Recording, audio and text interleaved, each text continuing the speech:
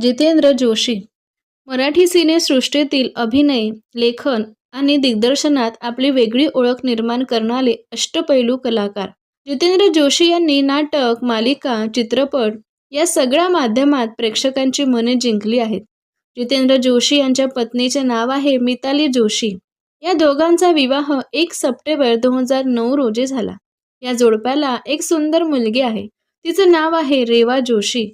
जितेंद्र जोशी आपल्या मुलीला प्रसिद्धीपासून दूर ठेवून साधं संस्कारक्षम आयुष्य देतात.